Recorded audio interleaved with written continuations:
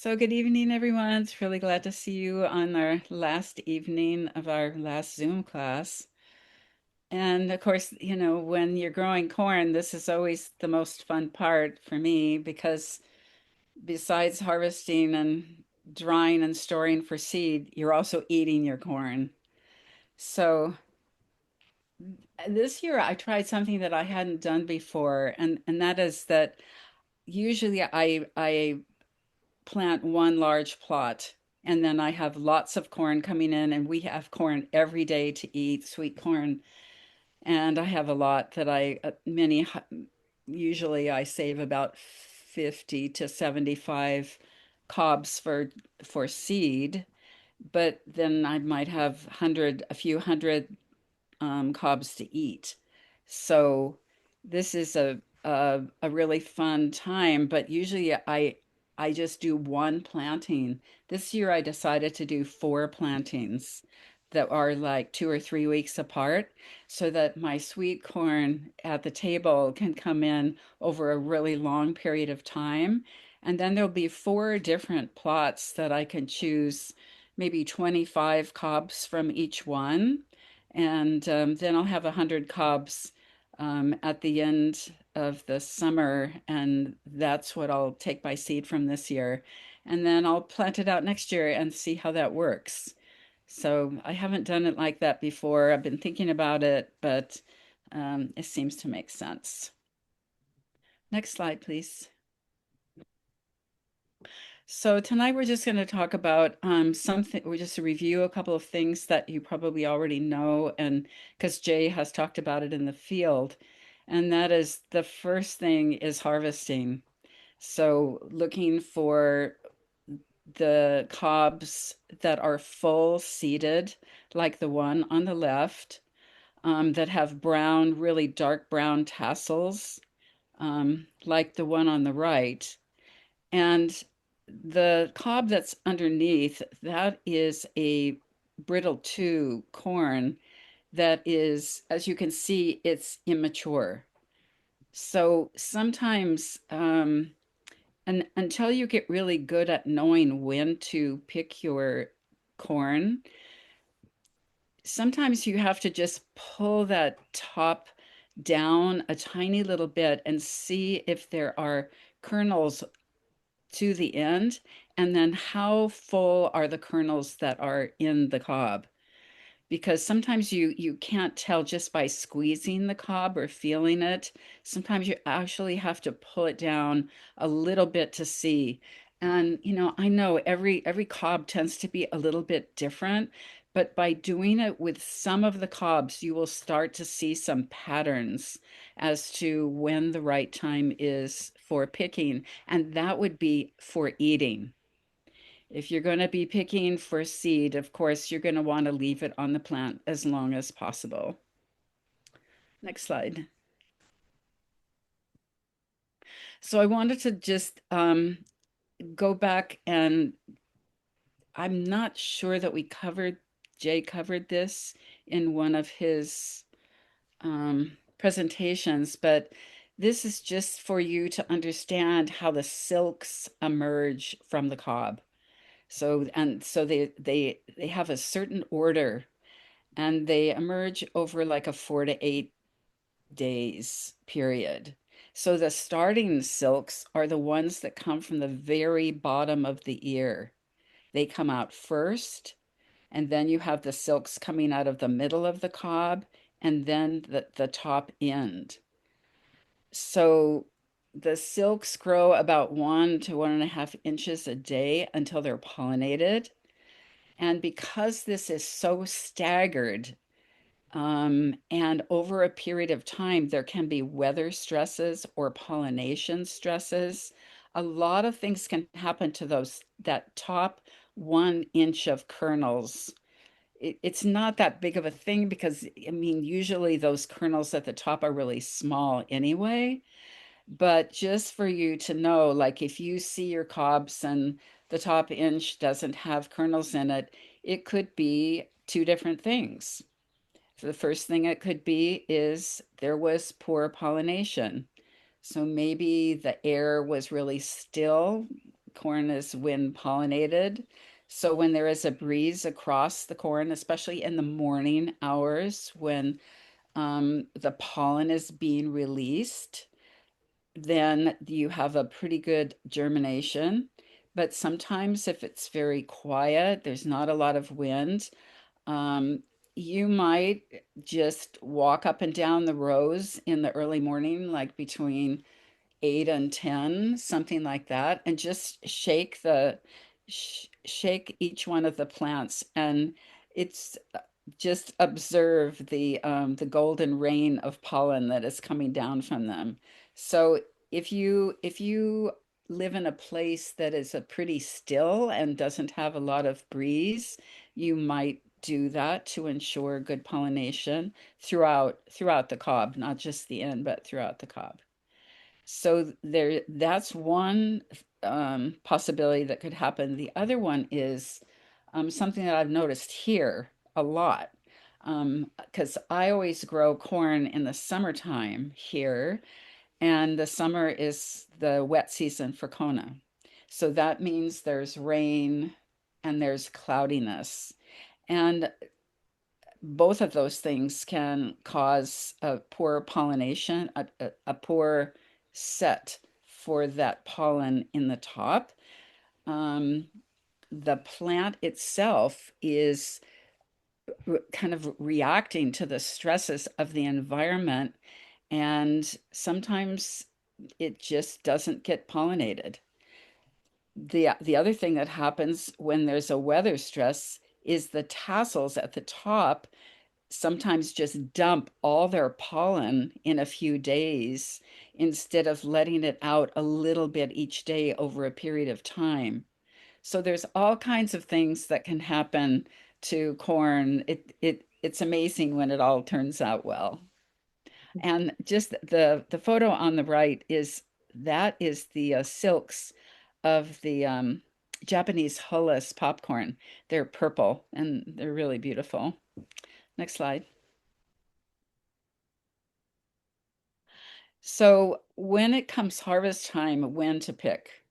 Some of you live in a place that the two photos on the left, you could actually leave your corn in the field that you're not going to eat. You could leave it there for the whole, 85, 90 days, and not pick those cobs. I cannot do that here in Kona. It's just too wet here, and there would be fungal problems happening. So I have to wait until those silks are really, really dark brown, totally drying up, and then I'm going to pick then. But if possible, you could pick the ones that you're going to eat. And if it's dry where you are and sunny, then just leave those in the field and let them dry up right there on the cob. Oh, I wish I could do that, but cannot do that. Next slide. So if you're gonna harvest corn for the seed, you're going to be picking that or somewhere between 35 and 45 days after your silks appear. So for sweet corn that you're going to eat, that's about 18 to 24 days after the silks appear.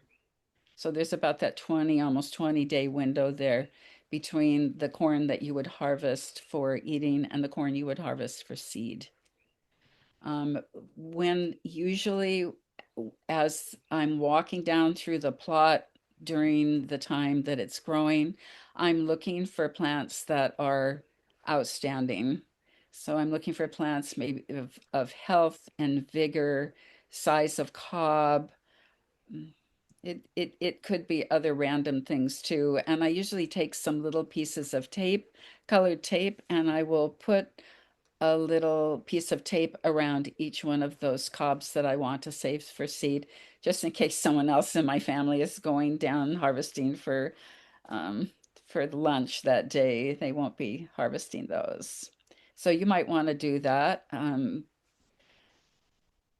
And the other thing is when you harvest for seed, there's two ways, or when you harvest for eating or seed, you can either clean them right there in the field by just breaking the cob off of the stem of the stalk, and then you can clean it right there in the field, just throwing everything down on the ground, which becomes the mulch for underneath the corn. Or you could just break them off and bring them in the house and do it in there. If you live in a place that's pretty dry and you're going to be leaving those stalks and cobs in the field, just be really watchful if you have a big rain. You know, take a good look at them for the next week after that and make sure that no fungus is starting to grow or molds are starting to grow on them because that could possibly happen. So then, once you have your cobs that are cleaned, you've pulled all of the husks off. I usually take them and put them out on the table on my lanai and let them dry for somewhere between 3 and 8 weeks. So it's dry, it's warm there, it's well ventilated, and there's no direct sunlight on the table. So if you have a place like that, you can dry then your cobs there for seed. Or you could take them inside. You could use a fan over them if you wanted to. So then once the cobs are dry, you'll be able to put your hands on them right in the middle, turning the one way and the other way with your hands, and those kernels should just easily fall off the cob. If they do not easily fall off the cob, they're really not ready to shuck then. So just leave them and let them dry more until they easily come off. And at that point, you can either do it by hand, which I've done for years and years and years, or now I have this handy dandy little Decker corn sheller there that I like to use.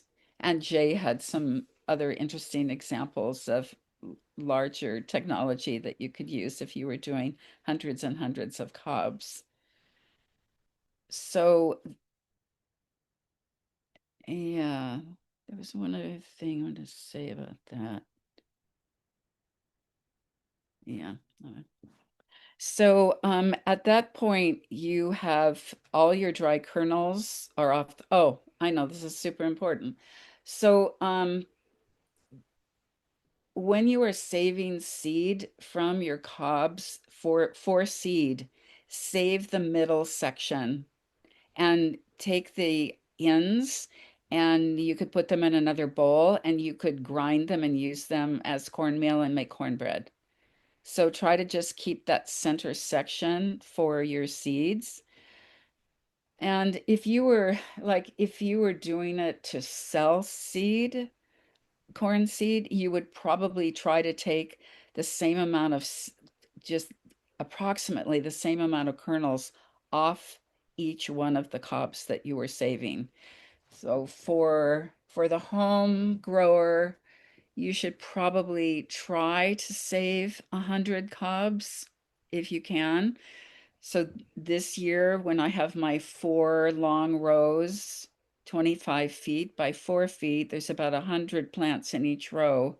I think what I'm going to try to do is save 25 of the best ones from each one of those rows, and then I'll have 100 cobs.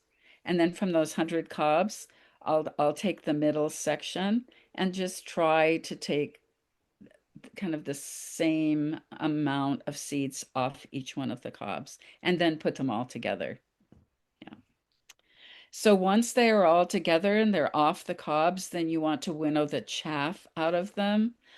I like to just use a fan and pour them from one bowl to the other and just let that chaff blow out into the farm. So after you've blown the chaff and they are dry, then you need to dry them down even further. So that's when I take some kernels and I put them in one of my dry buckets, which I'll show you in a minute. and I get a reading on it to see what percent moisture it is after drying on the table for somewhere between 3 and 8 weeks. And that really depends on the humidity of the air and the temperature of the air. So for everybody, it's going to be a little bit different. So then once I put my sample in my dry bucket, I can see how dry they already are. And then I will try to dry them down in that bucket to about 10%. And that would be for um, even for long-term storage. If you were going to try to save those for like 10 or 15 years, you would you would then put them in the freezer. But if you're going to just save them for yourself for replanting and giving them to friends and family and neighbors over the next 3 or 4 years, that will be fine to get them down to 10%, and you would just save them in your refrigerator, which I'll show you that in just a second. And then remember, for popcorn, the best moisture content in the endosperm is between 13.5 and 14%, which means it will all pop and there won't be any old maids. Next slide, please. So this is what I mean. This is when the photo on the left is drying popcorn. Um, that's how I do it. I just have it on my table outside. The photo on the right is dried down. This is a brittle 2 that I was saving seed for. And so I would be taking that middle section for seed and keeping the top and the bottom, the larger seeds at the bottom, the smaller kernels at the top, and grind that for to make corn flour, and then probably make corn bread out of that. Next slide. Yeah, this was just taking all the really small. This year there was a lot of really small popcorn cobs, so I separated them out, and not keeping them for seed, but actually just keeping them for us to eat. And this was an example of that. Next slide. Yeah, shelling the corn. I think we've already gone through this. Okay, next slide. So then once the corn seed has been dried twice, dried, taken off the cob, then dried again in your dry bucket. So this is this is how I do it. I'm sure there's a lot other ways that you could do it also. I have bought my dry buckets at Ace. They have buckets that have these screw tops that have a lip around the outside of a rubber seal so no air gets inside.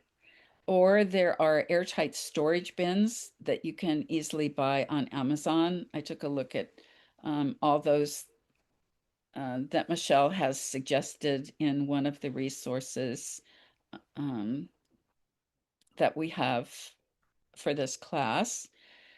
And the only things that I'm really putting in there are sometimes I use the Evadrise, which you can easily get on Amazon. There's different models. They re-dry by just plugging them in the wall. When the silica beads turn color, you plug it in the wall. The silica beads turn back golden, and you can put it back into your dry bucket. So, but they don't last forever. Maybe they last 4 or 5 years at the most, and then you would need to get another one. So we have all been using also the zeolite dry beads, which is there in the picture in the little container. And that is something that you can also buy online, and made out of clay, the clay called zeolite. It absorbs water in the bucket, and it does a really good job of it. But again, after you have um, dried them out many times, like probably I've done that to my beads 5 or 6 times now. They do lose the ability to absorb moisture over a long period of time, but it is very effective way to dry down seed in your airtight container. And then the little black hygrometer there is going to tell you the temperature inside and also the humidity inside. And the little UC Davis dry cards, uh, I I think you can also get those. Oh yeah, there is a link to where you can get those. That is a handy little thing to have too. Or some people like to use the silica beads that you can buy in large jugs.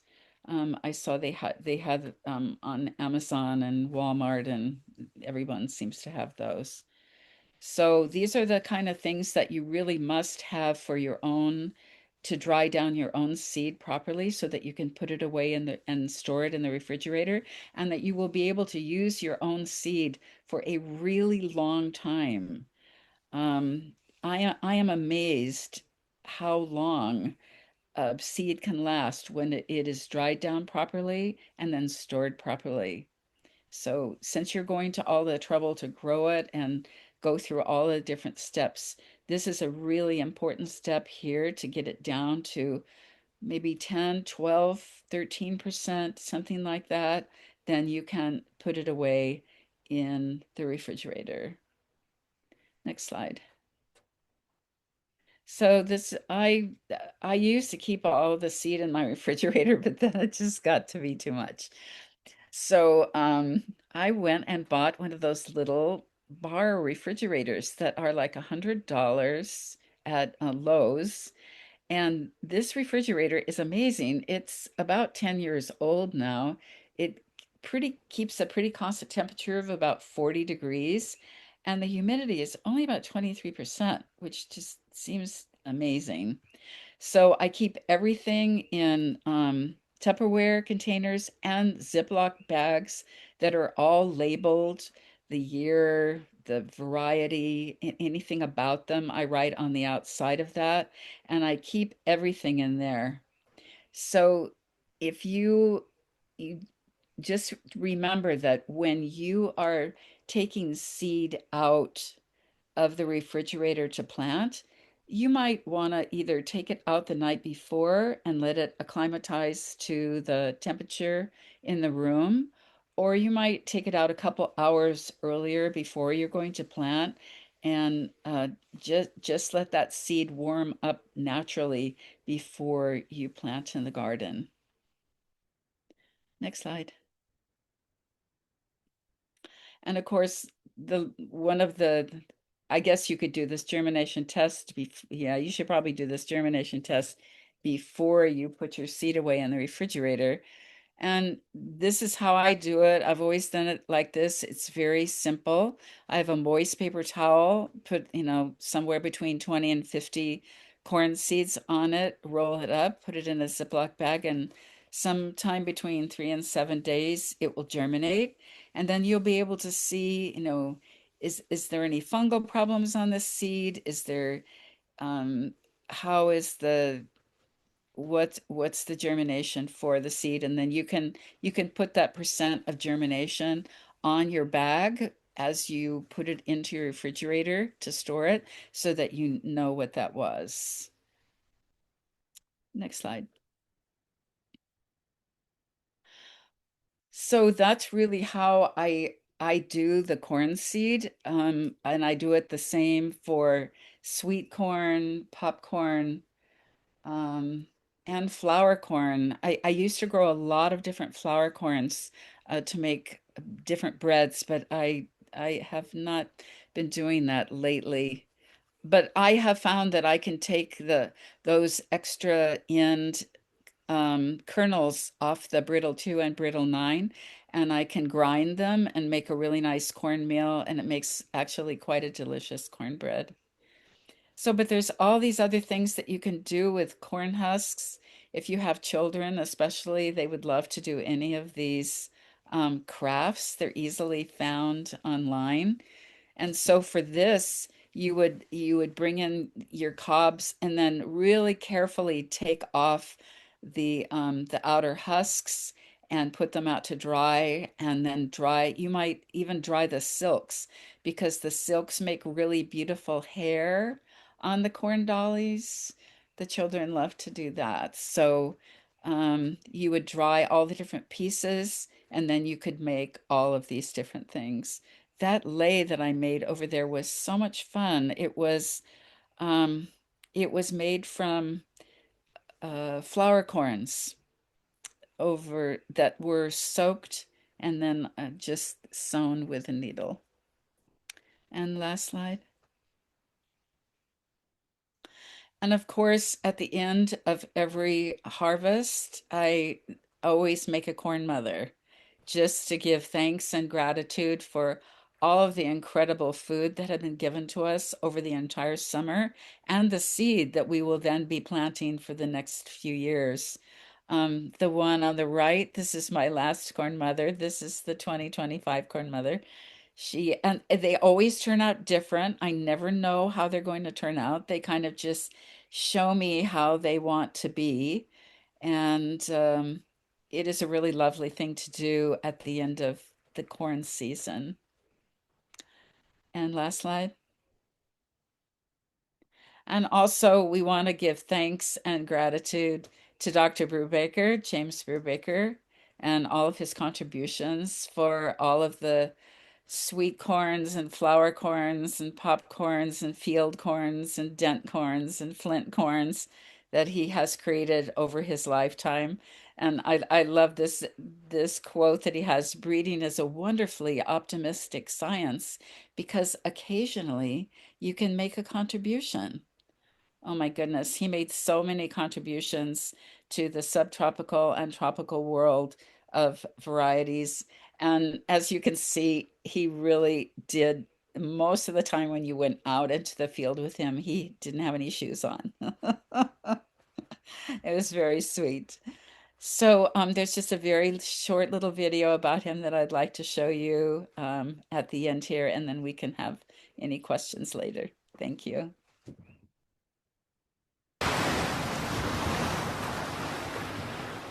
Corn developed over the last 5 decades by University of Hawaii at Manoa plant breeder James Brubaker is feeding millions of people around the world. Plant breeding is a wonderfully optimistic science because you do sometimes make these contributions. Brubaker was hired by UH's College of Tropical Agriculture and Human Resources in 1961 and has spent much of his career breeding corn and other plants at UH's Waimanalo Research Station.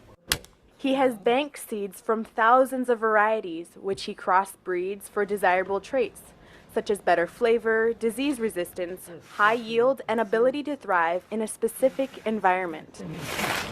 We genetically modify. We borrow genes here and put them there. This is interesting. Thanks to Hawaii's climate, Brubaker, his students, and fellow researchers can plant corn every day of the year and test new varieties. That allows researchers to study multiple generations of plants in a single year. Everything goes faster, and the problems that we try to resolve just go like that. Among other accomplishments, Brubaker was instrumental in developing the seed corn industry in Hawaii, now the state's leading agricultural commodity, and has authored more than 280 publications on a variety of crops. His first book, Agricultural Genetics, has been translated into 7 languages. And then there is his proudest achievement. My students have been my greatest joy, 52 masters and doctorates. Students that are working all over the world. You go to Thailand, they call me the grandfather of sweet corn. My student Pulam is the father. Anticipating retirement as he nears his 90s, Brubaker established $1 million endowment for graduate students studying plant breeding. I believe it's one of the best ways to spend the money I've saved. As he continues to be recognized for his lifetime of research, education, and national and international service, Brubaker plans to keep working in the cornfields of Waimanalo as long as he can. I love my job. I love this absolutely beautiful place.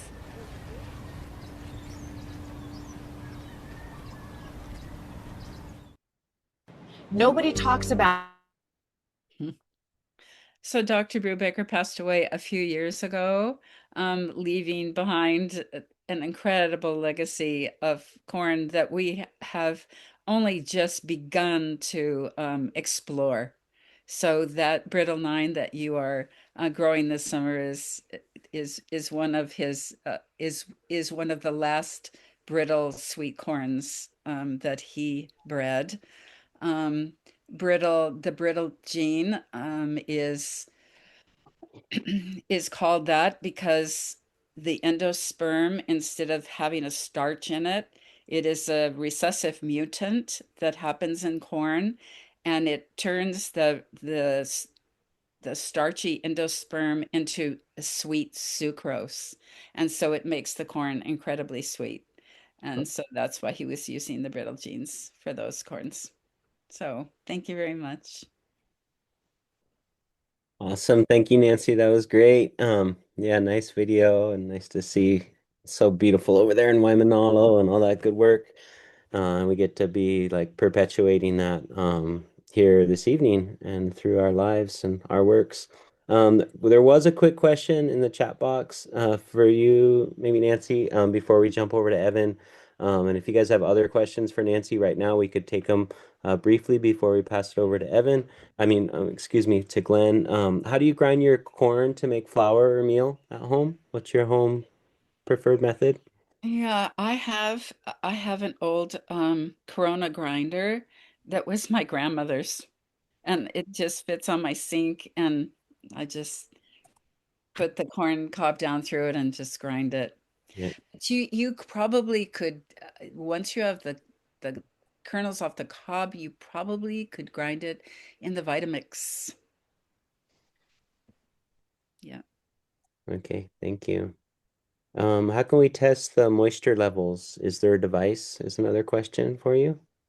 Yeah, so the that little hygrometer um that you can buy online on Amazon. Usually you can get five of them or four or five of them for somewhere around $10.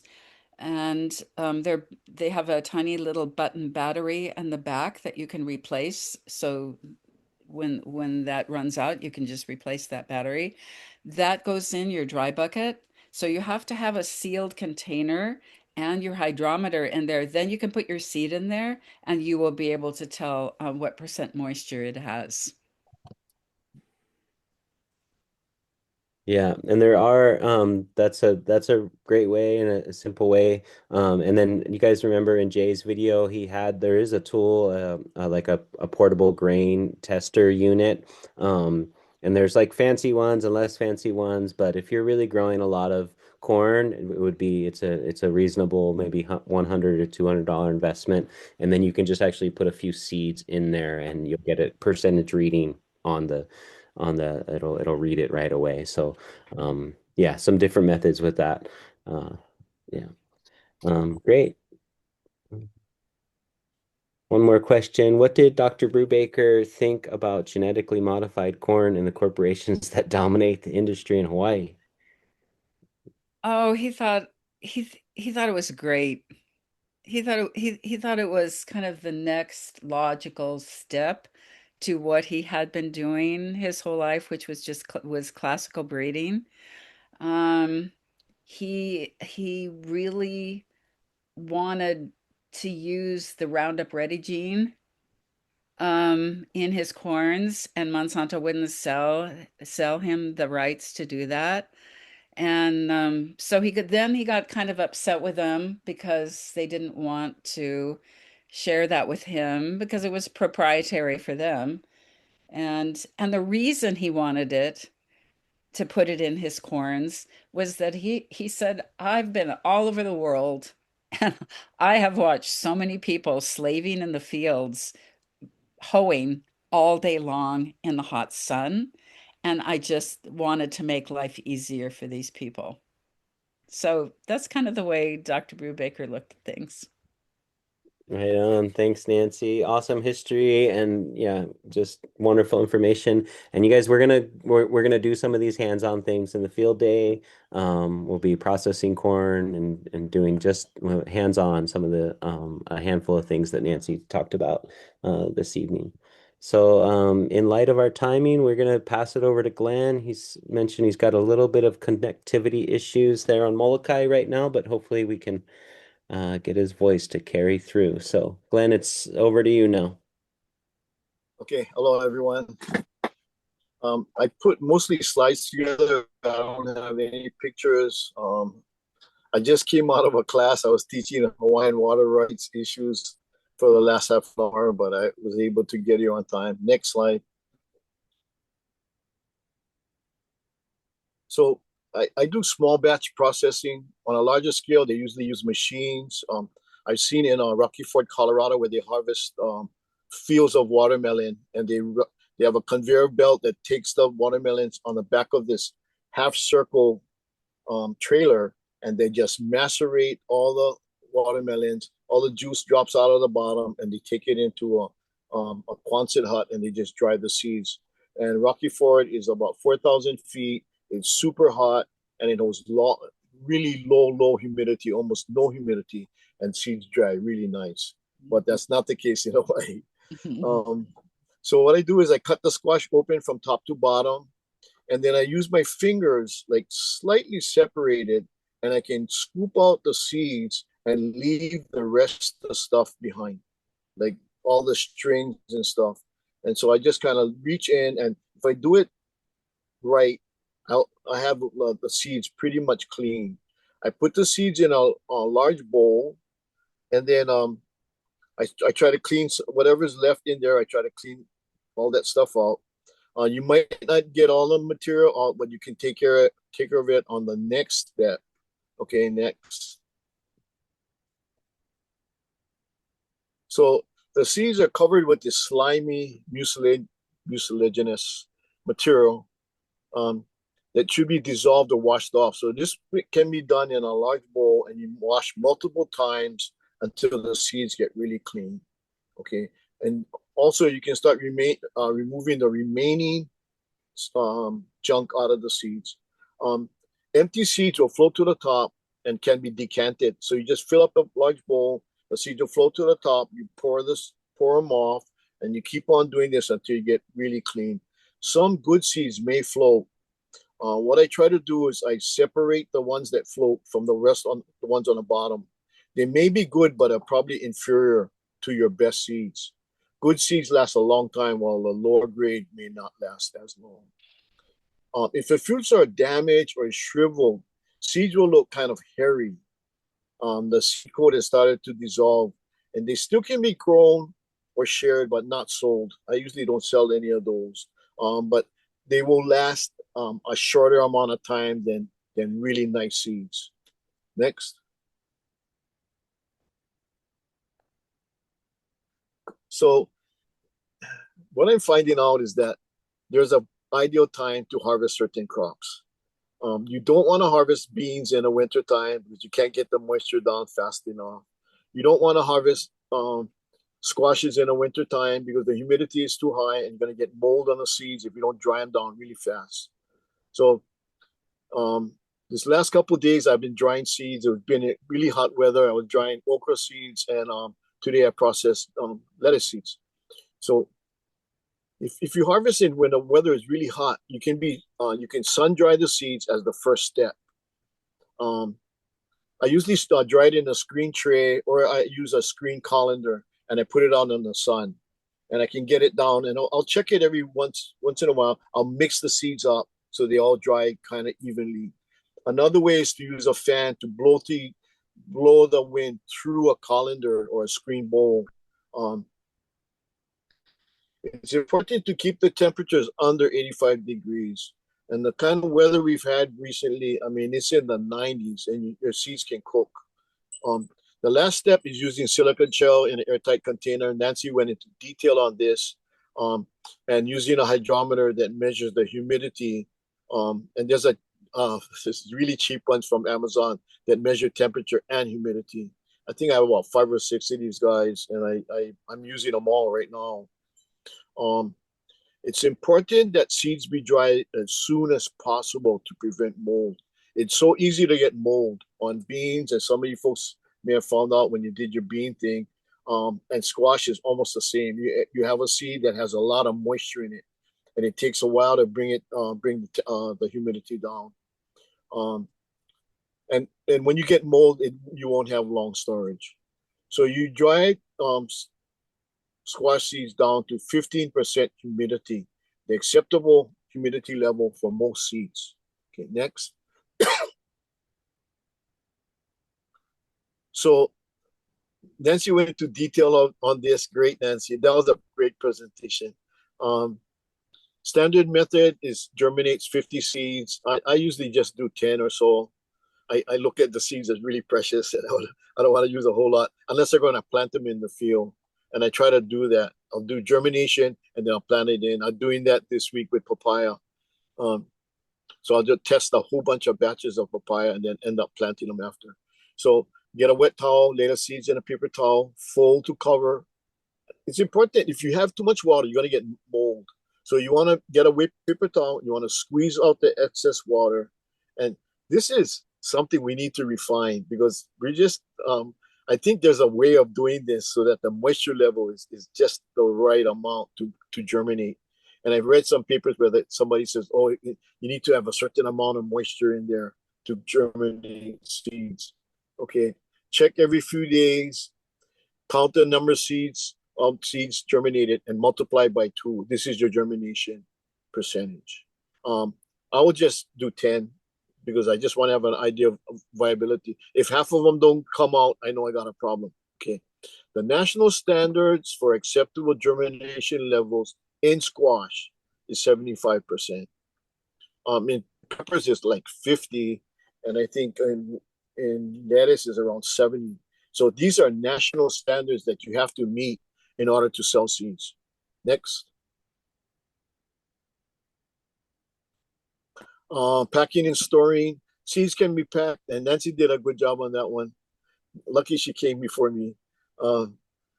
Seeds should be packed in bulk until ready to pack into seed packets. They should be stored in a sealed bag or sealed container or jar. If you don't have it sealed like that, the moisture is going to increase, and you're going to have to dry it again. I mean, if you have a lot of those hydrometers, you can maybe put it in some of your big bags of seeds. Temperature should be maintained at 35 to 40 degrees. If you process and dry and properly store, these seeds can be viable for 2 to 3 years. But I've had some that are viable for 5 years. And it's interesting because we found lettuce seeds from 1977 in a reefer at St. John's. And when they found it, it was 30 years old, and it was a high percentage. I have some of those seeds. I call it Manoa 77. I think I'll bring it out as another new variety or something. Next. Quote of the day. This is from John Navazio. I need to talk about him. I'm tracking down all his seeds right now. He told this to Frank Morton. He says, it's not how many seeds you save, it's how many seeds you throw away. And when I first heard that, I didn't catch on. But what that means is that you're only keeping the best of the best seeds. And when I do lettuce, I'm winnowing lettuce and I'm watching these seeds fly away. And I'm going to have too much seeds to begin with. And so you want only the best of the best. Don't try to save every single seeds, especially if they're substandard quality. If you're selling seeds, your reputation is at stake. So something to remember. John Navazio came over here in the A team from the Organic Seed Alliance. Nancy was involved in this. I think she wrote the grant. We had a seed training in 2010, Huakahua, and the A team from Organic Seed Alliance, Makayla, John Navazio, um, Matt Dillon, and Frank Morton came down and gave us 2 days of workshops on seeds, and it still wasn't enough.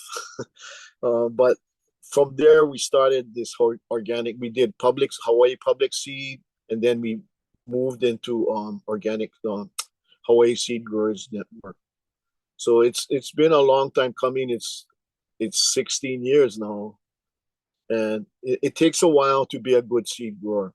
You you're gonna make every mistake under the sun before you get it down. And that is the end of my presentation.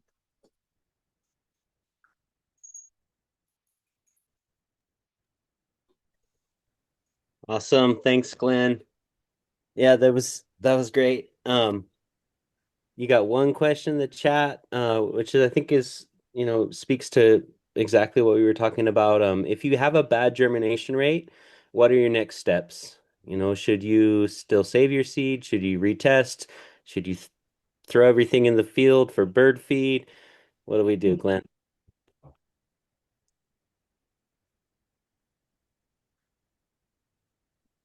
Oh, did he freeze? Shucks. Evan, Michelle, Nancy, you want to chime in? No, oh, maybe he's back. Hey, Glenn, are you back? Yeah, I've been in and out. You can winnow. You can use a heavy wind to blow away the lighter seeds and save only the best. You can break them open, see what the problem is. Sometimes you might have a hard shell and you can't germinate them, so I use a fingernail clipper and I clip the side of a seed off and I'll grow them like that. There's a lot of ways to salvage seeds, but if mold is in there, that is your arch enemy. If you got mold in, you're not going to be able to pull it off.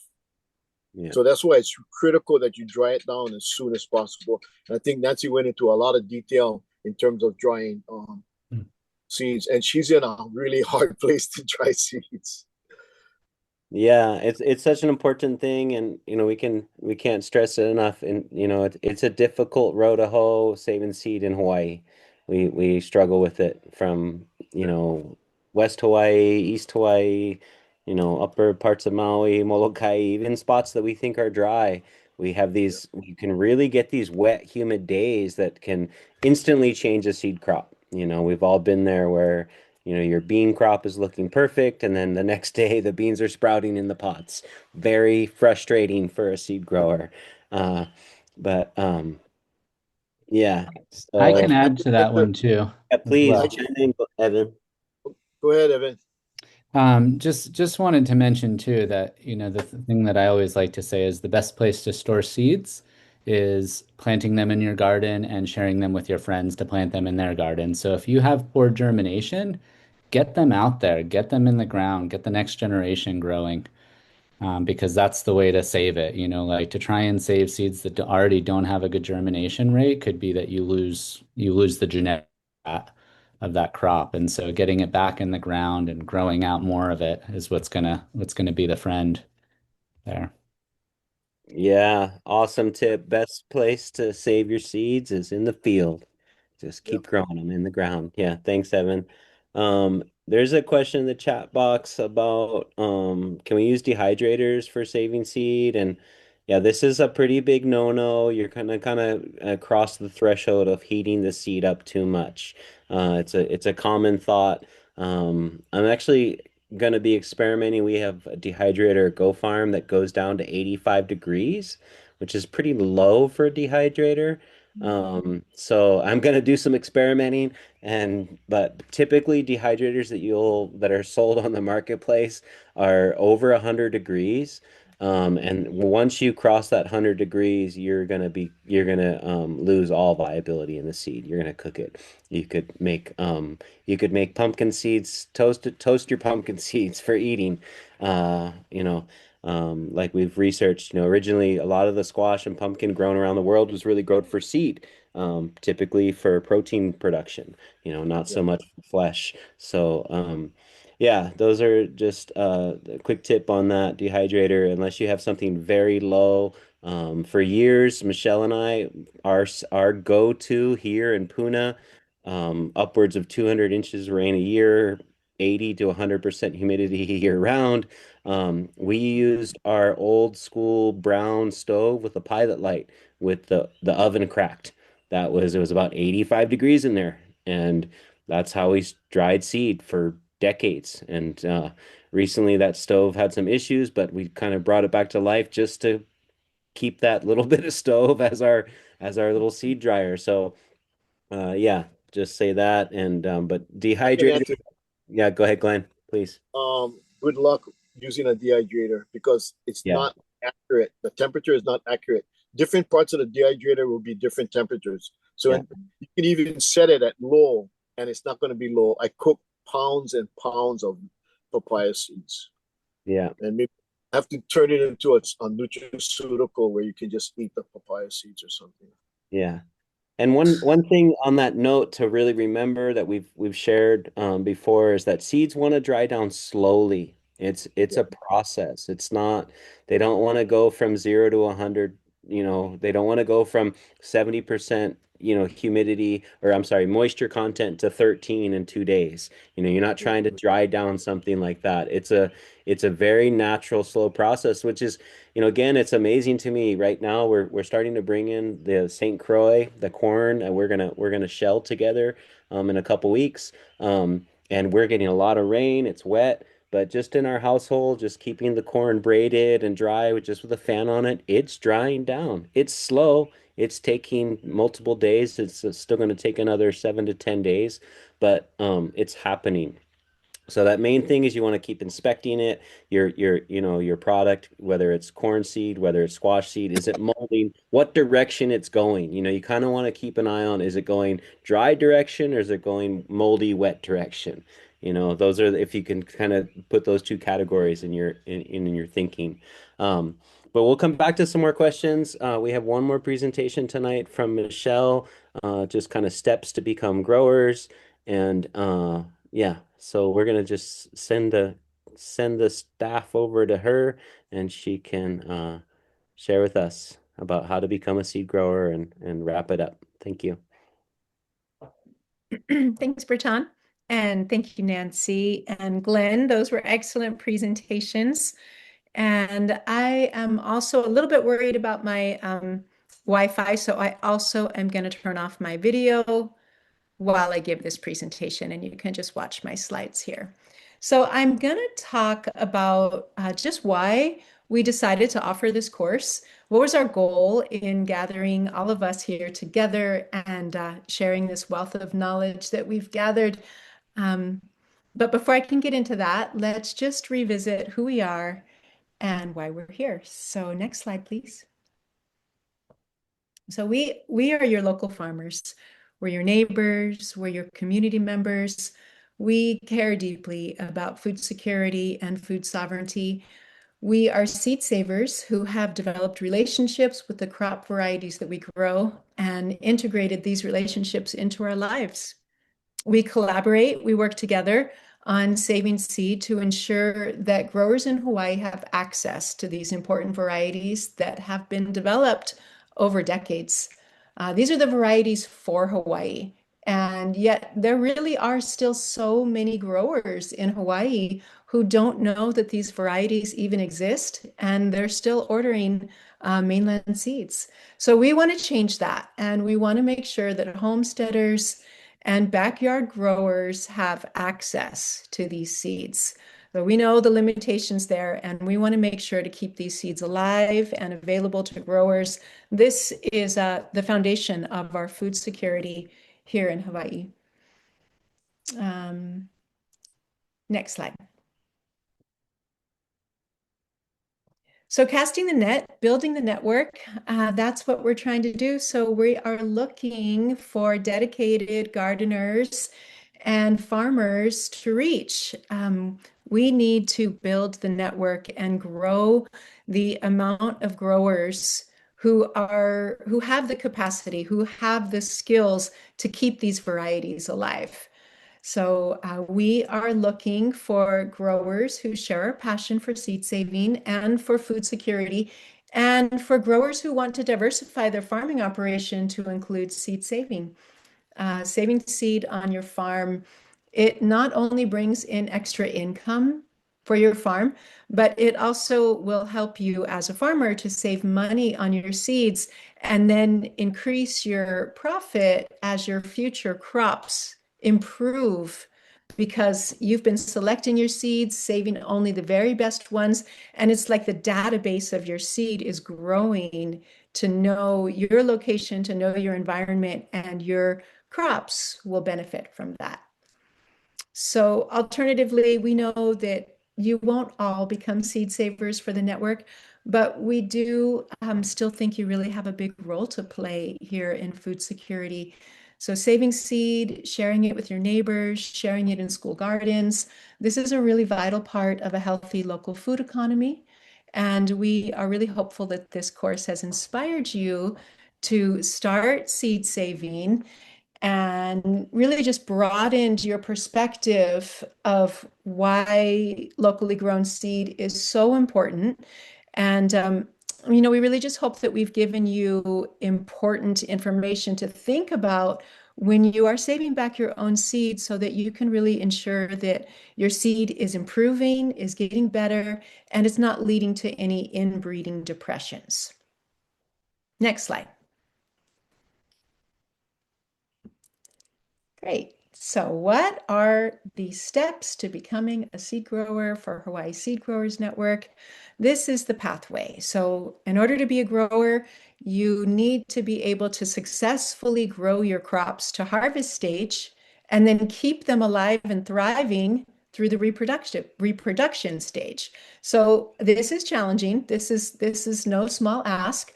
But we do hope we've given you a lot of good tools and information to support you to get there. And we're here. So we want to help you reach out to us. We want to keep this relationship moving forward. Minimum 3 generations of grow outs. Yes, so all of the seeds that are on the network have been grown out for a minimum of 3 generations. And during that generational grow out, we are able to see the expression of the traits that are developing as our plants and our crops adapt to our local climate and environment. So you should be able to see that in your crops if it's especially if it's a new variety that's not on the marketplace now, like maybe something you got from a seed catalog that you're testing. 3 generations of grow outs is what we need. So as Glenn and Nancy both said, you need to germination test your seed according to USDA standards. There is a list. I've put it in the folder. I put it in the folder in 2 places, so it's easy for you to find. It's right in the front of the main folder. There's a new folder in there called New Grower Docs. And you're going to find that germination test percentages that the USDA has provided to us that your crops need to pass this level in order to be able to sell them. There is a rule for substandard percentage that that we can still put out some seeds, and we have done that with some seeds that are really like important in special seeds that we haven't been able to get the germination levels up, but then you let them know, you let folks know that your USDA standards have not been met on these seed varieties. So you can find that document in Class 6 and in the whole overview of the folder in the New Grower Docs. We have a new grower application, and we have a compensation form in there that describe all the details in case you forget anything of how this works, but we're going to keep running through this. So you'll fill out the application, sign the compensation form, and then return it to me. And there's my email address there. Once I get those from you, I will reach out and we would set up a Zoom meeting, and then we can discuss your particular situation, what seeds you're growing, what kind of support you might need, those types of things. So next slide. So when a new grower comes into the marketplace, sometimes you might have a variety that you've been working with that is really special for you, works in your place great, and you've been saving seed for a minimum of 3 generations. If you want to bring that new variety onto the marketplace, then we request that you have saved a minimum of 3,000 seeds. That generally starts us out with about 100 seed packets to put out. And so that's a good start for us. If you are growing a replacement variety, something that's already on the marketplace, then we only need 1,000 seeds to be produced. And I'm going to talk a little bit more about the numbers of production that you could expect from varieties. Next slide. So compensation, how payment works for seeds. As a young, small growing business, we really don't have the capacity to purchase seed lots outright at this time. So we use a consignment model. So when seeds come into the seed bank, we receive them, put them into our database, we dry them down, we test them, we bank them, and then we get them up on the marketplace if everything is going good with our germination testing. There's no mold, there's no insects, the seeds are looking clean and viable. And then as seeds sell, we set aside $2 per seed packet for the farmer. And those payments are made to the farmer then on a quarterly basis. We send out checks. And I put together a production overview of a couple of seed lots to give you an idea of how much money a farmer can bring in from a seed lot relative to how much space and time that seed lot is requiring in the field. Next slide. Okay, so this is Kaala peppers. This particular seed lot was on the marketplace for 2 years, from 2022 to 2024.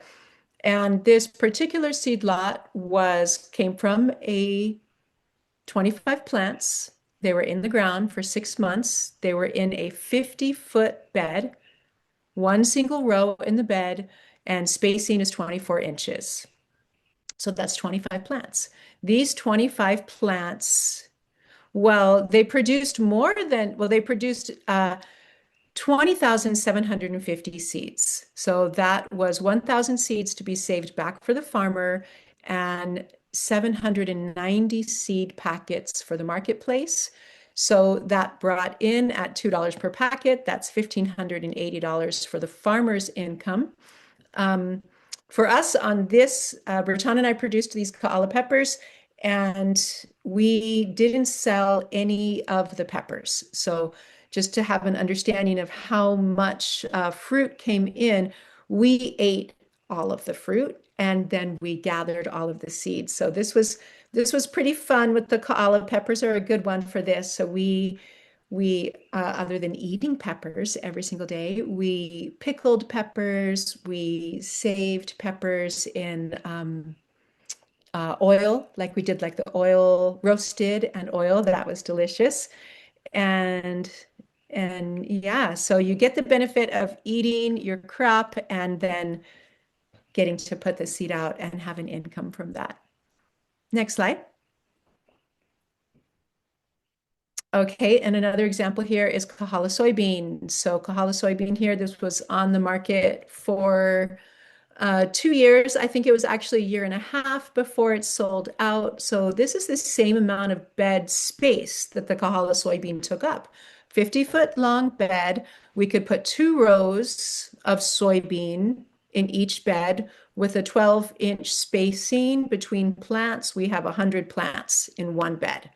These plants produced for us 13,383 seeds total. 1,000 seeds were saved back from for the farmer, and so 12,383 seeds went to the marketplace, making 403 seed packets. For this particular variety, we had a homeschool program that wanted to do grow out. They had an online program, and they were looking for some seeds to support. So we sent 216 seed packets out, and the farmer still was able to receive that same $2 per packet. And so that was $1,238 paid to the farmer. So just so you can have a little idea of what you might be able to expect from your plants in the ground. This is just two examples. Different crops are going to be different. Lettuce makes a lot of seed, but like Lynn said, you're looking for your best seeds. So there's a lot of winnowing that happens in the process. Okay, next slide. Okay, so this Seeding the Future course has been sponsored by the Specialty Crop Block Grant from the Hawaii Department of Ag, and we just really want to thank them. Sharon Hurd has been so helpful to us and given us grant funding really through this grant a number of years, not every year, but a number of years, and it has really helped us to build our business and to be able to do this kind of outreach, marketing and outreach support so that we can connect to you folks and get this kind of information out there that isn't really easily available, particularly for growing and saving seed in Hawaii and in these wet climates. The information that Glenn, Nancy, Evan, Breton have been able to share with you folks is really invaluable. The experience, the time in the fields, the mistakes, the accidents, all of these things that have happened, all the seeds that have been lost and all the lessons learned, to be able to hear from these folks and glean this knowledge and wisdom is really valuable. So I just want to thank all you guys for presenting and giving us your evenings so we could get this out. And of course, we couldn't do this without you folks. So I want to thank you all for being here. And we really look forward to seeing you on July 11th in Hilo for those of you who can make it. Next slide. And that is the end of this presentation. Thank you. Awesome. Thank you, Michelle. That actually concludes our Zoom presentations for this cohort. And we also want to thank Marielle. Thank you, Marielle, with CTAR, hosting us, allowing us to use the CTAR Zoom platform so we can gather this way with ease, and super helpful with the techie stuff. Yeah. Oh, yeah. Awesome. Thank you, Marielle. Hopefully you can make it in a couple weeks to July. Not sure if you can, but one of these days. Yeah, so just before we call it an evening, there is a couple questions in the chat, probably for you, Michelle. Just in relation to if seeds are certified organic, do we get paid more? Is it still sold as organic seed if it moves through a non-certified handler? Do you have an answer for that? We don't have an opportunity to pay more for certified seed. Really, all of us growers are growing at organic standards, but I don't believe that we're certified. I think that it's fair to expect that our seeds are organic. Evan might be certified organic. Are you certified organic, Evan? No, but organic, yes. We're Yes. all beyond organic. Those organic standards have changed over the years. That's for sure. Exactly. Exactly. The organic standards have changed and they've lessened. So we used to be certified organic, and when some of the new laws came in and the costs increased, we actually decided we weren't going that route. So we're not doing that right now. But I do believe it can still be sold as organic even if it moves through a non-certified handler. That's not a problem. Yeah, good question. Another question is Amanda T. She's located in Florida, and wondering about how she could be a part of the seed network. Is there regulations on Hawaii not accepting seeds from other states? And she's not sure on the laws. I'm not sure if we are either, but we could continue that conversation, or what's the answer to that one? Well, our focus is really about seeds that have been grown in Hawaii. Yeah. Yeah, so we do appreciate collaborating and working together, sharing varieties. But what we put on the marketplace is currently sold here, currently grown here in Hawaii. Yeah. Right We on. can't send seeds to each other, though. That's no problem. We can certainly share seeds and tune them up for each other. That's Mhm. that's something we seedy people like to do. One of the big considerations for us in Hawaii when it comes to that, kind of like standing by it, like, it's our slogan, local seeds for local needs. It's really like kind of our foundation. We live in such a unique place, with so many unique pests and disease and bugs, and ultimately with Florida, our daylight hours are different, and when it comes to our daylight hours and the amount of sunlight in the day, it is a difference. So those seeds between Florida and Hawaii, and we've started with a lot of different varieties out of the South. The Southeast is a great place here in Hawaii with us to exchange seeds with. Those seeds still need to be tuned up once they get here, right? Because our environment is going to be different. So again, like Michelle was saying, sharing seeds, let's do that. Let's help each other's communities out that way. Um, because these good varieties are out there that way, and we don't, they're infinite. We don't have them all. So this is how we continue to grow our seed bank for our future generations. All right. Well, it's 7:14. We nailed it. Um, does anyone have any other questions, burning questions? I really hope we can see you all on July 11th.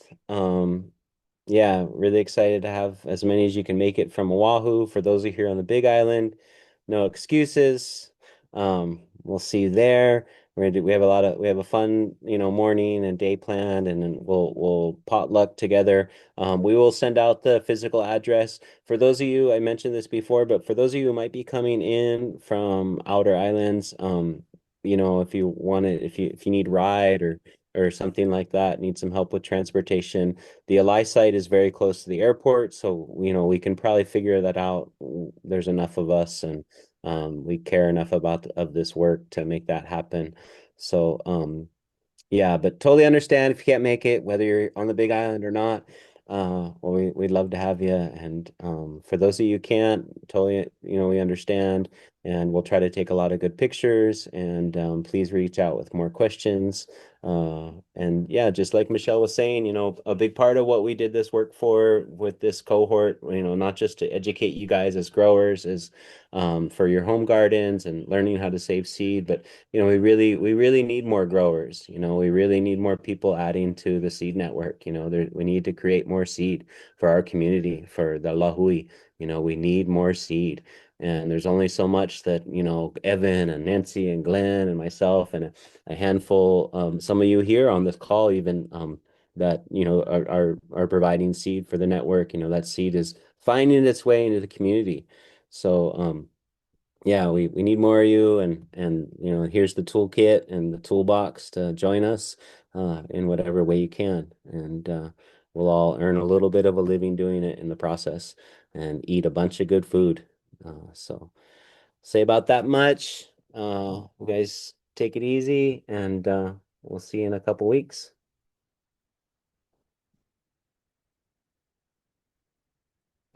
Ohio.